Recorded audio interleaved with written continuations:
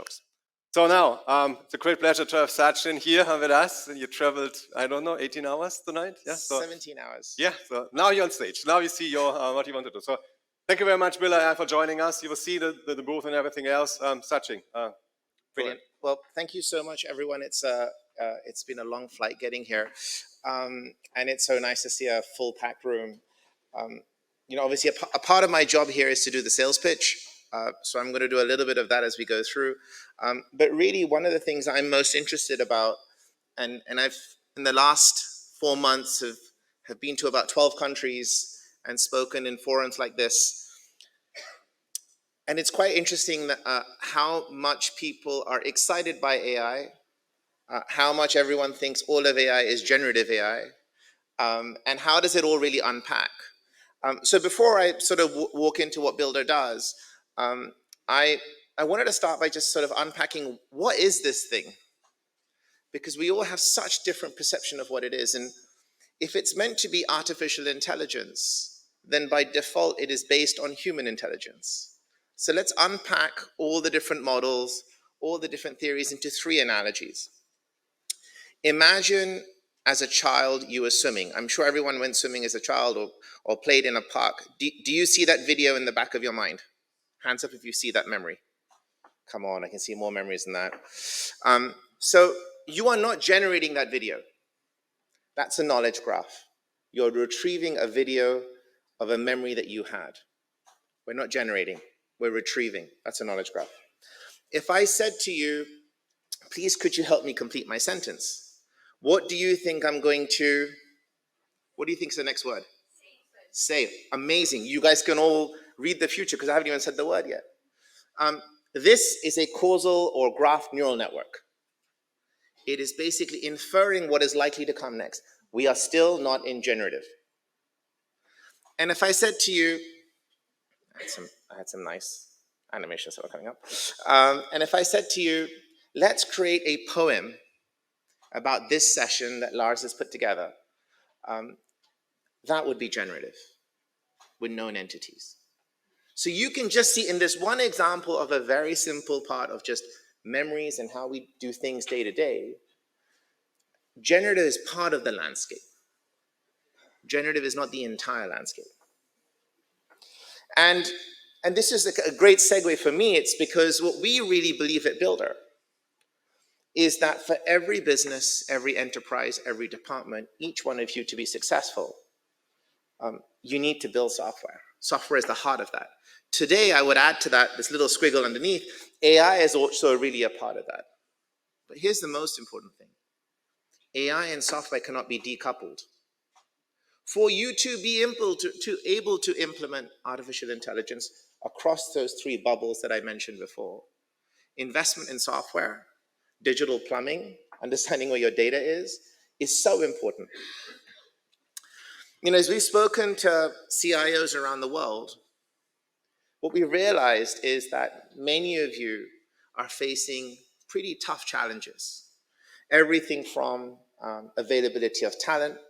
Did you know for every 1 developer, there's 9.5 developers worth of demand globally?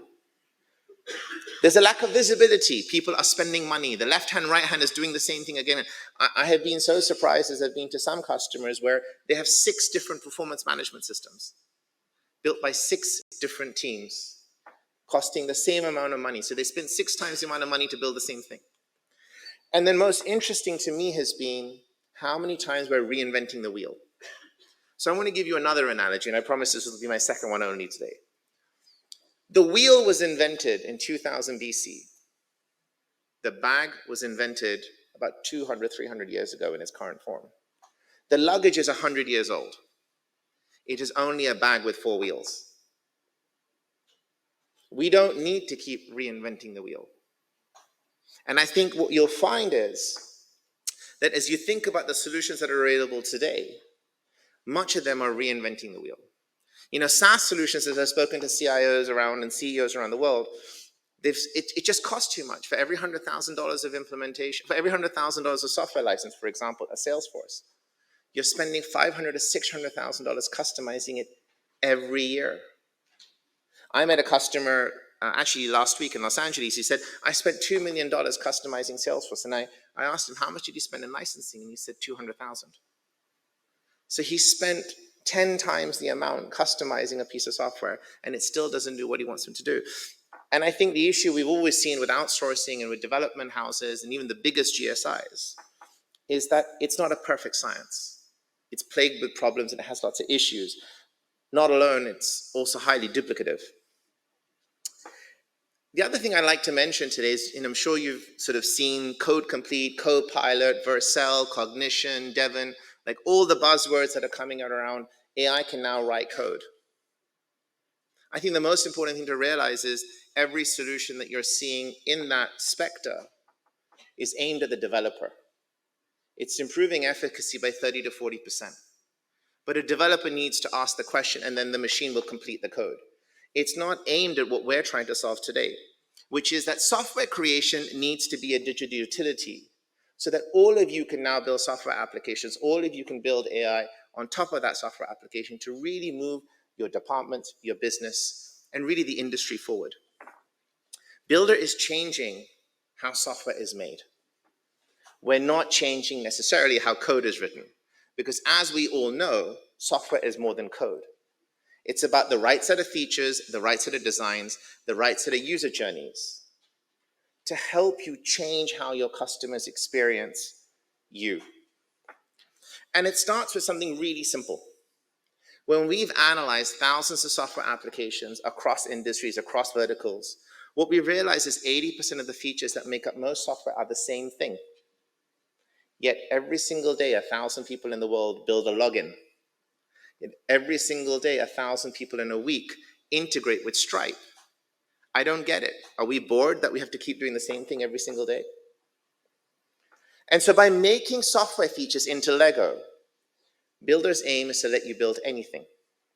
We call this composable software, and think about Lego meets AI to build software applications. And what we've been able to do, and I'm going to show you a live demo, which is always tempting fate, is we've been able to reduce the amount of human effort needed to build software by 90%. So we're not talking about a 40, 50% gain. We're talking about a step change in how software is made, right the way from figuring out what is it in your mind that you want to build through to a built, deployed application, not just some code completion. Right, so we're going to tempt fate. We're going to have a chat with Natasha. Natasha is our AI, and I'm going to try and give her a relevant example. I've never asked her this before, so I'm going to see what she comes back with. If she has a brain fog, she'll tell us straight away.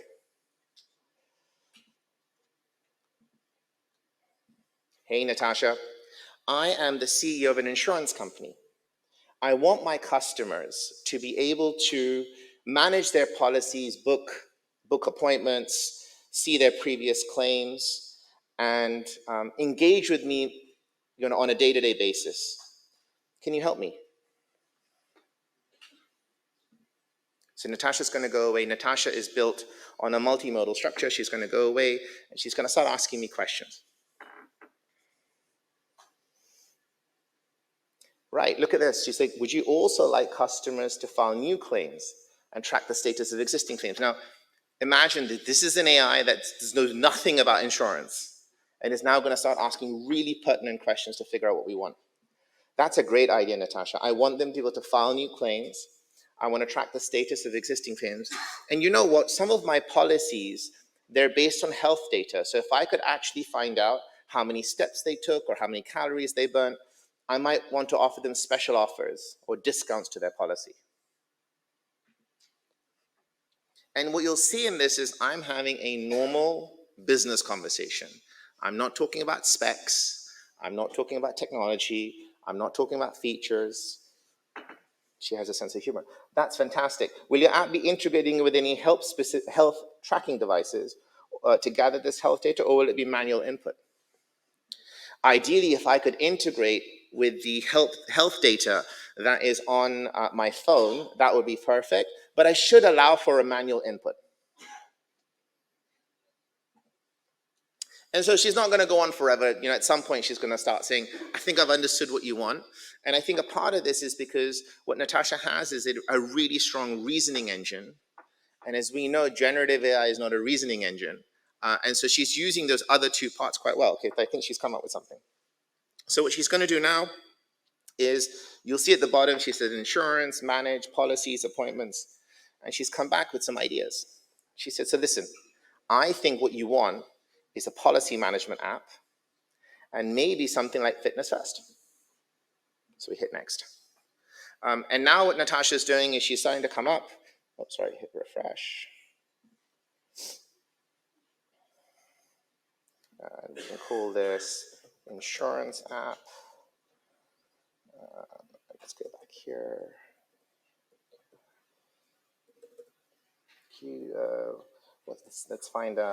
Let's do this. Just to avoid mentioning any particular name. And we hit next. And what you'll see is she's going to come back and she's starting to put together all the features that make up this application. So you can start to see things like, you can talk to her on the left-hand side. You see, for example, make personalized insurance recommendations, help manage insurance policies. So she's actually started to figure out what are the journeys that are needed to allow, you can see the images have been updated, right? For example, that are relevant. You can also see there's 650 Lego blocks that you can pick from, journeys that she's recommending. Now, here's the most exciting thing. A lot of people say to us, I'd love to experience this idea. I don't want to just get a document of 20 pages or 200 pages. So then I can say preview app. Using a graph neural network, she will now build a clickable prototype of this application. And you'll see it's got the lovely Microsoft logo on it, and branding. We just pointed it to any website. And now what Natasha is actually doing is she's putting together the entire prototype for this application. So you can see what it looks like, what it flows through. In fact, what you can even see is how the entire application comes together. And all of this on a use case I've never tried before. And so imagine this compared to how software was built before. Where we got to right now is where you'd probably get to in about 3 months or 4 months. And so what allows us to achieve this? Natasha and Builder is built on 2.5 billion parameters. Now, most of you are thinking, oh my God, that's so small, because everyone's in the hundreds of billions of parameters. Why are they only in the single-digit billions? And a part of this is because it's multimodal, multi-model, and multidisciplinary. And what do we mean by multidisciplinary? It's a combination of knowledge graph, neural networks, and generative AI to be able to really understand acutely when you said, I want to manage policy, what are the journeys, features, and designs needed to achieve that? Which is very different to being able to answer the question of what was Aristotle's first philosophy, which is what generative AI is trying to do with these large language models. And that's the power of small language. And so how can we help you, the insurance industry? A part of this is thinking about a frontier insurance platform. How can you bring harmonized data across your systems? How can you allow your customers to self-serve? How can you connect the ecosystem? Imagine, for example, connecting the pharmacy, the clinician, the insurance provider, yourself, and the customer. So you're all on a single plane, a single digital experience. How can we make sure that every single time someone calls one of your call centers, the experience they get is a really high NPS? How can AI support your agents and tell them, hey, listen, the customer just asked this, or this is the policy they're after, here's the data they need, without people having to sit there typing, searching, and having a terrible experience to the end customer. In fact, how can we allow customers, through conversation, to be able to manage their relationship with you, thereby reducing your costs and improving your customer experience? And you know what? What we've been able to show at Builder is we've been able to show that we can work across industries, whether it's insurance, electronics, telecoms, postal services, somebody trying to build a sneaker bot, across all sorts of sectors, across industry globally. And we've been able to do this both for critical use cases. For example, we run the order management system for a $40 billion cash and carry in Southeast Asia that does about $3 billion a year, right the way through to helping the largest deep port in the world manage containers. So you can see that the platform actually really works and is quite powerful. And we've been able to do this whilst building an outlier category. Composable software is more than code complete. Composable software is more than no code, low code. Composable software is redefining how software should be built for customers like yourself. Thank you.